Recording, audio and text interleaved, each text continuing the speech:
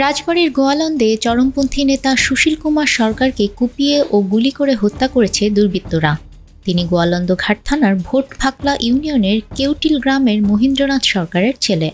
রোববার সন্ধ্যা ৬টার দিকে উপজেলার কাটাখালী এলাকার ইমদাদুলের চায়ের দোকানের পাশে এ হামলার ঘটনা ঘটে।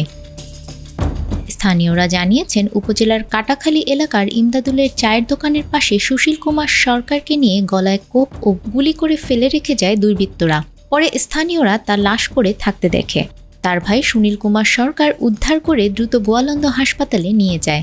সেখানে কর্তব্যরত চিকিৎসক তাকে মৃত ঘোষণা করেন।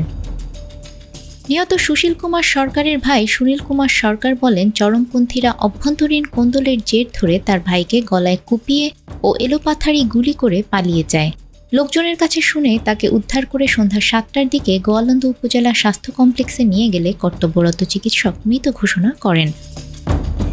গোয়ালন্দঘাট থানার অফিসার ইনচার্জ মোহাম্মদ রাকিবুল ইসলাম বলেন, সুশীল কুমার সরকারের বিরুদ্ধে গোয়ালন্দঘাট থানায় ৩টি অস্ত্র ও ২টি হত্যাসহ ৫টি মামলা রয়েছে। কী কারণে এ হত্যাকাণ্ড বিষয়টি খতিয়ে দেখা হচ্ছে।